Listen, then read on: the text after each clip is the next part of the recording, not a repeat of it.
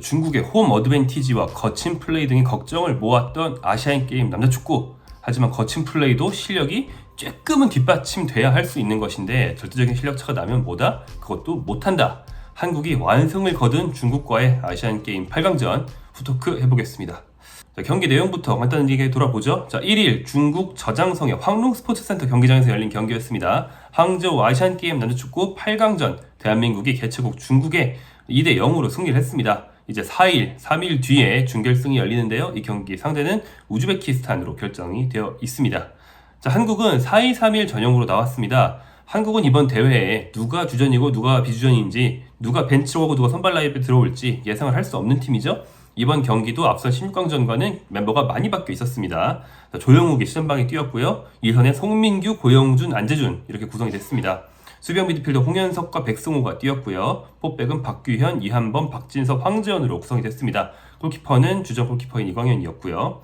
이 경기에서 이강인, 설령우 등이 없는 선발 라인업이 상당히 좀 관심을 모았는데, 이강인 선수가 이번 대회 들어와서 계속 좀 많이 못 뛰고 있고, 물론 늦게 합류하긴 했지만 뒤늦게 합류한 뒤에는 재빨리 주전 자리를 차지할 줄 알았는데 막상 보니까 이강인이 안 뛸 때 오히려 경기력이 더 좋아지는 그런 현상이 있어서 이강인 넣지 마라, 약간 이런 농담까지 나왔던 그런 상태였는데, 황선홍 감독은 역시 이강인을 없이 선발 라인 구성했고 후반전에 이강인을 투입하는 그런 선택을 했습니다. 이 선택은 적중했고요.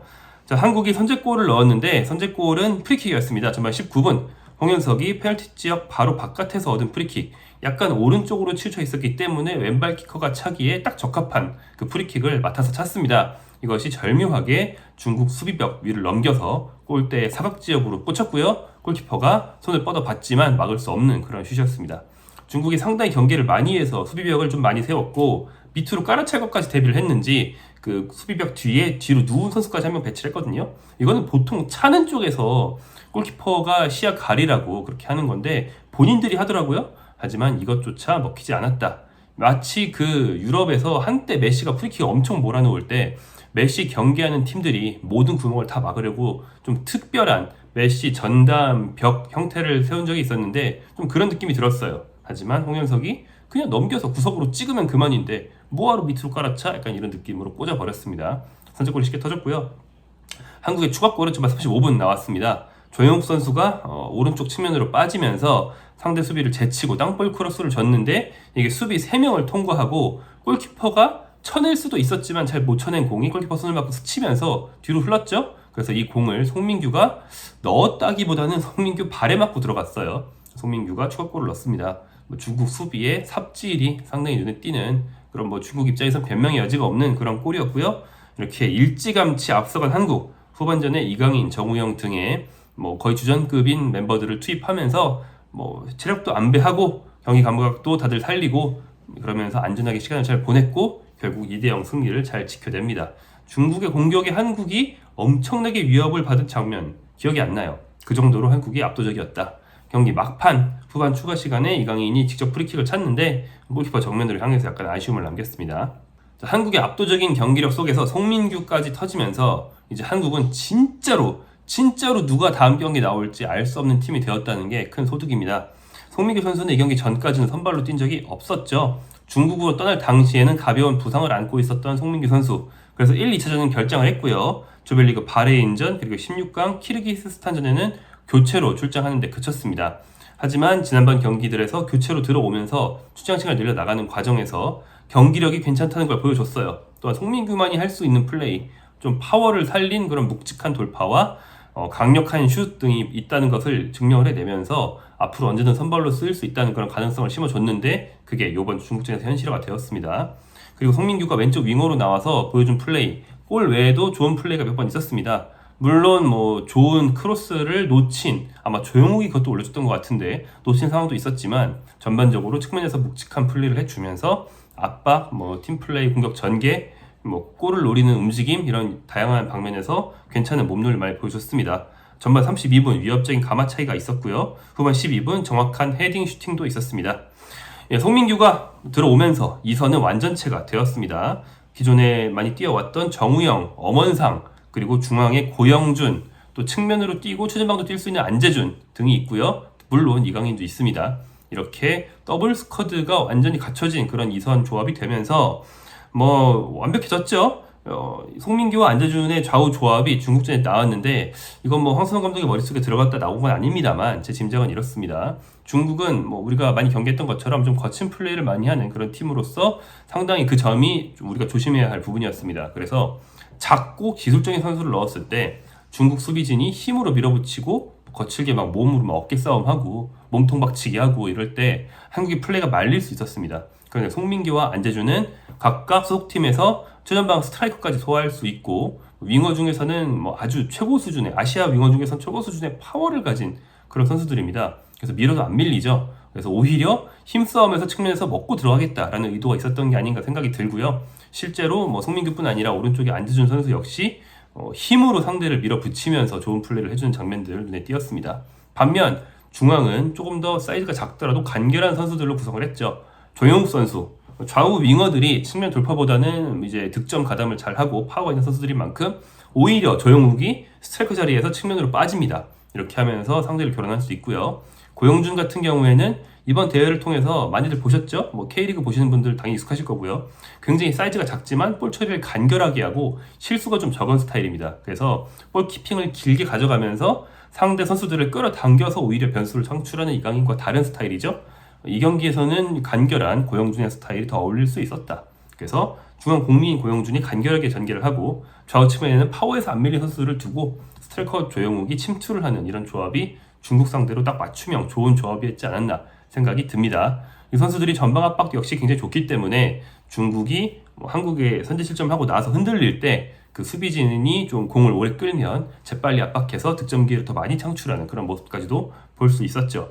자, 그리고 이들과 다른 정우영, 엄원상, 이강인 등의 이선 조합이 들어올 때 한국의 공격은 역량이 뭐 뛰어난 건 둘째 치고 스타일이 완전히 달라집니다. 정우영과 이강인의 주고받고 하는 움직임, 또 정우영의 이번 대회에 보여주고 있는 득점 선두죠. 결정력, 또 이강인이 이번 대회 아직까지는 아주 빛을 발하지 않고 있지만 볼키핑과 그 탁월한 그만이 볼 수 있는 패스킬, 그리고 엄원상의 환상적인 측면 돌파와 중앙으로의 침투 능력 등 여러 가지 장점이 있기 때문에 어떤 경기에서는 중국전 멤버와 이제 기존의 더 작고 빠른 멤버들을 섞었을 수도 있는 겁니다. 최전방 역시 뭐 스타일이 확실히 다르죠. 조영욱과 이날 뛰지 않은 장신 스트라이커 박재용 누가 나오느냐에 따라서 한국 공격 전체의 스타일이 많이 달라질 수 있습니다.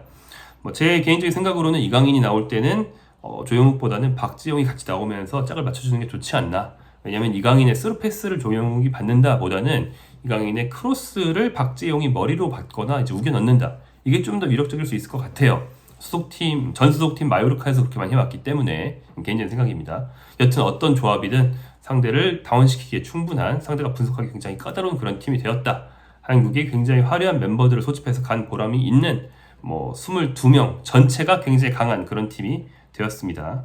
자, 3선을 봐도 백승호 선수, 주장 백승호가 오히려 조금씩 흔들리는 모습을 보이면서 패스미스가 한두 번 나오지만 그 대신에 연령대 선수인 홍현석과 정호연이 오히려 더욱더 중심을 잡아주고 있는 그런 모습이죠. 특히 홍현석 같은 경우는 말씀드린 프리킥 득점뿐 아니라 중국 상대로 전반적으로 좋은 플레이 많이 해줬습니다. 골도 넣었는데 이강인이 없는 시간 동안에는 왼발 전담 키커 역할로도 잘 해주고 있죠. 유럽파, 왼발잡이, 플레이메이커? 니는 이강인 생각했지? 나 홍현석이 먼저 뛴다. 약간 이런 느낌으로 홍현석 선수가 좋은 활약해 주면서 대회 3억 골까지 넣었고요. 겹치러 들어온 정우현 역시 앞선 경기들에서 더 긴 플레잉 타임 가졌을 때 충분히 경기를 운영해주는 그런 선수였습니다. 그래서 한국은 역시나 강합니다. 그런데 다음 상대, 한국만큼 강한 팀은 이제 남지 않았지만 이번 대회에 애초에 없었지만 다음 상대 만만치 않습니다. 우즈베키스탄인데요. 일단 8강 결과를 보시죠. 우즈베키스탄이 사우디를 2대1로 꺾으면서 4강에 올라와서 한국의 상대가 되었습니다. 다른 4강 대진은 홍콩 대 일본입니다. 홍콩이 이란을 1대0으로 꺾는 파란을 일으키면서 이번 대회 남자축구 최대 이변이라고 할 수 있죠. 4강에 올랐어요. 메달권까지 왔고요. 그리고 일본이 북한을 2대1로 꺾었습니다. 한국과 거의 동시간대 딱 30분 먼저 진행된 경기였는데 일본과 북한이 1대1인 상황에서 페널티킥이 하나 나면서 일본이 간신히 올라왔고 북한 선수들이 졌을 때 좀 많이 보이는 모습이죠. 기존 대회들에서도 많이 흥분한 모습 보여주면서 심판한테 따지고 일본 벤치가 싸우고 이런 좀 굉장히 감정적인 모습으로 경기를 마무리했습니다. 어쨌거나 일본이 올라왔고요. 그래서 일본 대 홍콩이 됐습니다. 물론 홍콩이 또 이변을 못 일으키려는 법은 없지만 상대적으로 봤을 때 일본이 좀 꿀레진이라고 할 수 있죠. 그렇다면 한국의 상대 우즈벡은 어떻냐? 한국의 상대 우즈벡은 황선홍 감독이 가장 경계하는 팀 중 하나입니다. 황선홍 감독은 우즈벡에 대해서 일본, 우즈벡이 우승 후보이자 경계하는 팀이라고 말한 적도 있고, 작년에 우즈벡을 굳이 한국으로 불러서 평가전을 할 때도 우즈벡이 굉장히 세기 때문이다, 그러면서 우리의 연령대 라이벌이라는 표현까지 썼어요. 그러니까 한국이랑 거의 동급에 있는 아시아 팀이 두 개 있는데 그게 우즈벡이랑 일본이다, 이렇게 얘기를 했거든요. 거의 3강이라고 생각하고 있습니다. 그래서 굉장히 경계하고 있는 그런 상대입니다. 왜 그러냐? 이 연령대 굉장히 강합니다. 작년 U23 아시안컵에서 우즈벡이 준우승을 했어요.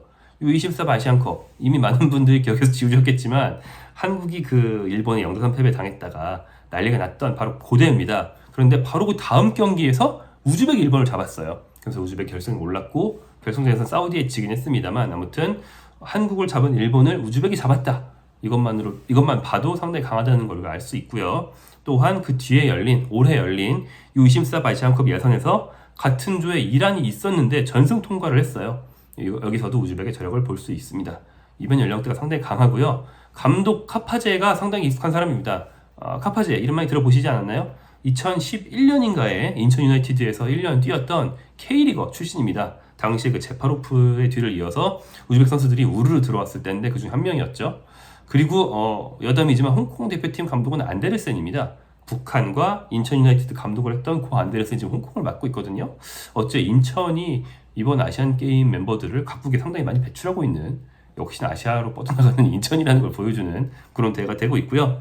자, 요번 연령대뿐 아니고 전례를 봐도 황선홍 감독은 개인적으로 우즈벡에 크게 대했던 경험이 있습니다.